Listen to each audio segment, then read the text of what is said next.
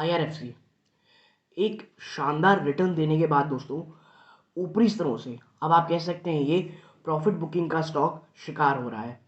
और वो निवेशक जो निचले स्तरों पे एक हैवी अमाउंट एक्यूमुलेट कर रखे थे, और यदि आप मेरे दूसरे चैनल में आईआरएफसी के ऊपर मेरे पुरानी वीडियोस देखे होंगे, मैंने हमेशा एक बात कही है, स्टॉक फंडामेंटली में कोई प्रॉब्लम नहीं, फंडामेंटल्स में कोई प्रॉब्लम नहीं है। स्टॉक लगातार आप कह सकते हैं एक अच्छी खासी ग्रोथ दिखा रहा था क्वार्टर ऑन क्वार्टर, कहीं कोई प्रॉब्लम नहीं थी। प्रॉब्लम थी बस एक ट्रिगर की दोस्तों, और वो ट्रिगर उसे मिला कह सकते हैं आप आने वाले बजट के टाइम पे। क्यों, आपको थोड़ी देर में बताऊंगा। और उसके बाद स्टॉक कहीं पे नहीं रुका, सीधा रॉकेट बन गया। बट अब प्रेशर झेल रहा है, पिछले 2-3 दिनों से लगातार सेलिंग प्रेशर आ रहा है। 35.30 रुपए टच करने के बाद एक गिरावट का सिलसिला लगातार जारी है, और निवेशकों को ये समझ में नहीं आ रहा कि आखिर इसमें करें तो करें क्या। तो इस एक वीडियो के ऊपर बताने की कोशिश करूंगा कि आईआरएफसी में मेरा पर्सनल रिव्यू क्या है। जैसे आपको पता होगा मैं इसमें निवेशक था, अब हूँ कि नहीं हूँ, और फ्यूचर को लेकर के मेरा क्या मानना है स्टॉक के ऊपर। वीडियो को अंत तक देखिएगा, बहुत इन्फॉर्मेटिव, बहुत एजुकेटिव होगी।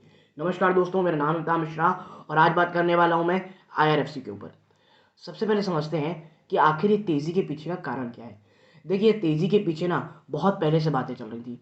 पहला ये हुआ कि आरबीएनएल दोस्तों, ठीक है, रेल विकास निगम लिमिटेड, उसे रिकॉर्ड ऑर्डर्स मिले हैं दोस्तों।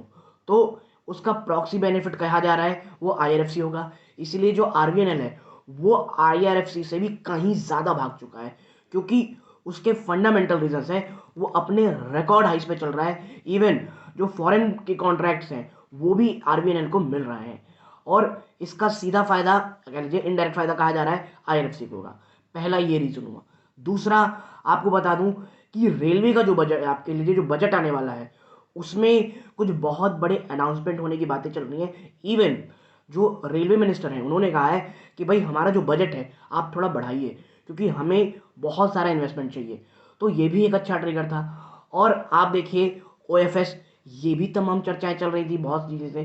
तो अगर ओएफएस आना है दोस्तों, तो बीच में ना स्टॉक को ऊपर जाना था। और ये जो तेज़ी हो रही है, ये मुझे लग रहा है कि ये ओएफएस की आहट है। ओएफएस कभी भी स्टॉक में आ सकता है, सरकार अपनी हिस्सेदारी बेच सकती है, ठीक है। तो ये 3 ट्रिगर थे। और बात करें एनालिस्टों की, तो उनका मानना ये है कि अब जो रिस्क रिवॉर्ड का रेशियो है, ये रिवॉर्ड में उतना ज़्यादा नहीं है जितना रिस्क की तरफ है। इसीलिए एक पार्शियल प्रॉफिट बुक तो यहाँ करना ही चाहिए। इवन आप बिल्कुल पूरा प्रॉफिट बुक करके भी निकल सकते हैं, और स्टॉक जब 26-27 रुपये 28 रुपये के आसपास आए, वहाँ पर एक फ्रेश एंट्री ले सकते हैं। बट मुझे लगता है उसका समय चला गया कि 35-37 के आसपास अगर आप करते तो ज़्यादा अच्छी चीज़ रहती।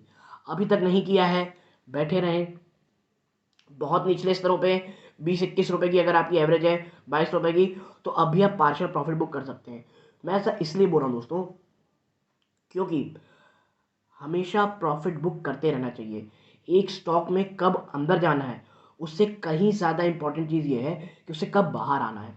और पार्शियल प्रॉफिट बुक मैं इसीलिए कह रहा हूँ दोस्तों, ताकि ऐसे ही अन्य स्टॉक जब बहुत ही कह सकते हैं आप क्रूशल कह लीजिए क्राइसिस में चल रहे हो, तो उनको चुनना और उस समय निवेश करना लॉन्ग टर्म, उस समय आपको ज़्यादा अच्छे रिटर्न मिलते हैं, ना कि तब जब स्टॉक बहुत ज़्यादा भाग जाए। और आईआरएफसी में काफ़ी हद तक गैस खत्म हो चुकी है, मुझे ऐसा लगता है। और जब मैं कहता हूँ खत्म हो चुकी है, इसका मतलब ये नहीं यहाँ से ऊपर कभी नहीं जाएगा, बिल्कुल जा सकता है, लेकिन जो एक रैली आपको देखने को मिली शायद अब वो उतनी अच्छी ना देखने को मिले, ठीक है। और इसका जो आप कह सकते हैं अंदेशा में ये होगा कि आगे जाएगी नहीं। 30 रुपीज़ के नीचे ये स्टॉक अगर क्लोज हो जाता है, तो फिर ये बात पुष्टि हो जाएगी कि हाँ भाई अब जो है थोड़ा और गिरावट हो गए 26-27 के आसपास भी आईआरएफसी जा सकता है, ठीक है। और जो निवेशक लॉन्ग टर्म में जिन्हें लगता है भाई हमें कोई मतलब नहीं है, अगर वापस से गिरेगा 20-21-25 रुपए तक हम फिर खरीदेंगे, तो उन्हें कुछ करने की जरूरत नहीं दोस्तों। डिविडेंड शानदार है, 6% का, आराम से एंजॉय कीजिए। लॉन्ग टर्म के लिए सोच रहे हैं, बहुत अच्छी सोच है, बने रहिए।